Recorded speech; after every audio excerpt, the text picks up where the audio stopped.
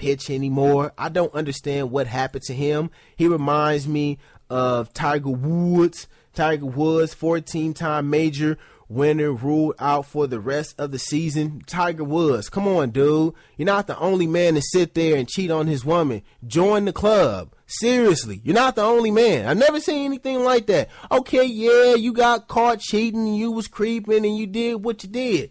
Hey, man, get over it, dude. It's going to be okay. Do what you do. Tim Lincecum. This is what happens when you have an individual who never really learned how to pitch. He looks like that. How is it that he's a 2-time NL Cy Young Award winner, 3-time NL strikeout leader, 4-time All-Star, and you trying to tell me now you don't know how to pitch now? I don't understand that.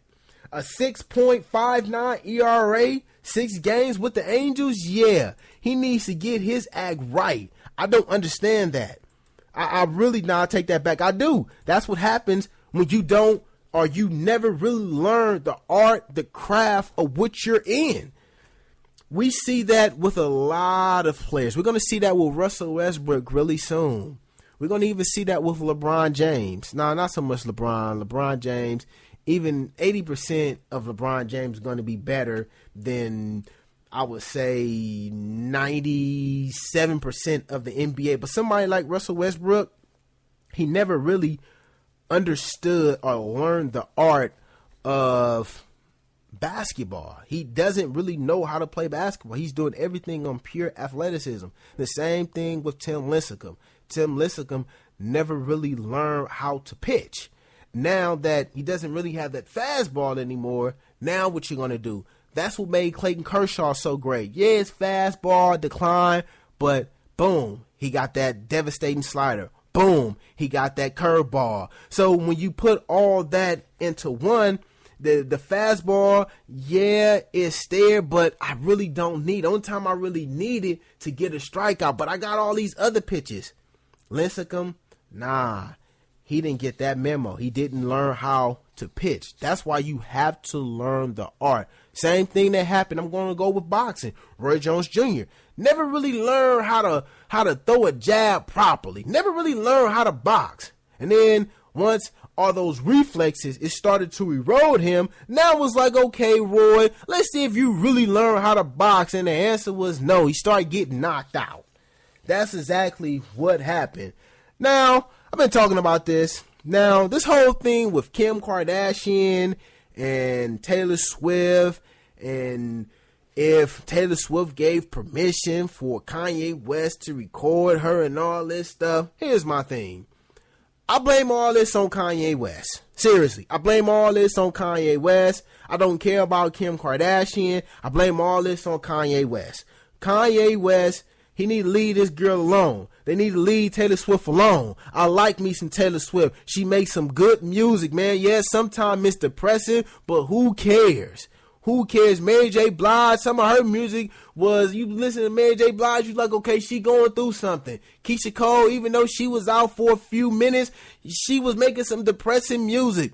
People make depressing music when they going through things. That's why they're an artist. I like me some Taylor Swift. These are tears that I sing from my guitar. The only one, something that will break my heart.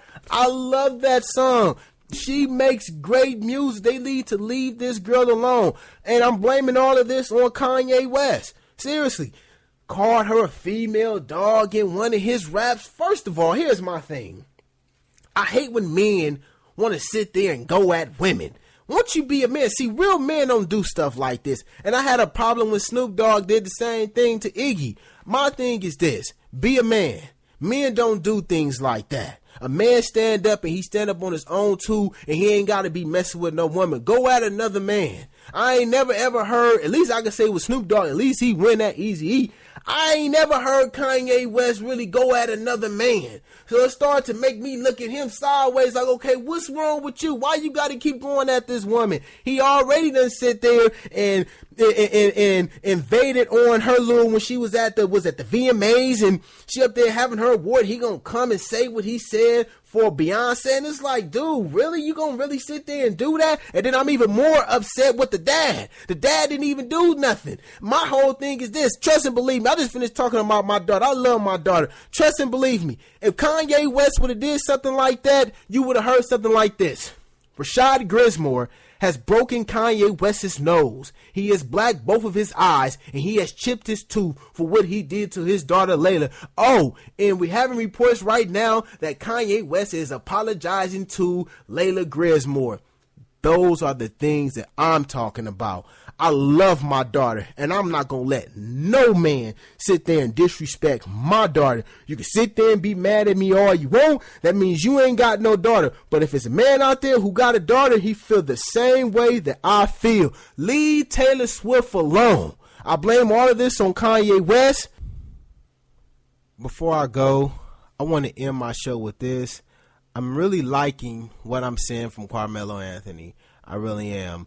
I'm loving how he is stepping forward and he's somewhat taking that mantle from Muhammad Ali and speaking up for his people. I really, really love that. We're in a new era, away from the old era of the Michael Jordan, who would not ever speak up for his people, but then turned around and wanted his people to sit there and spend money on his expensive shoes. So for me, we should give props and we should thank Carmelo Anthony for doing what he is doing, speaking out against police brutality. But I wish he would have said something like this, and I'm not faulting him whatsoever. But my thing is, in the black community, for me, it's not so much the police brutality, because, that has happened pretty much since our exception into America.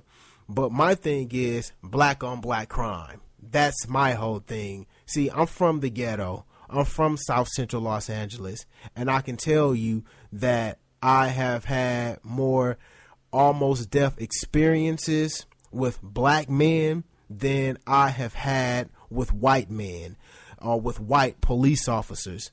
Before we can get anyone's respect, we have to sit there and we have to respect each other. That's something that must happen in the black community. I'm tired of constantly hearing, especially in Chicago, about young black men killing each other.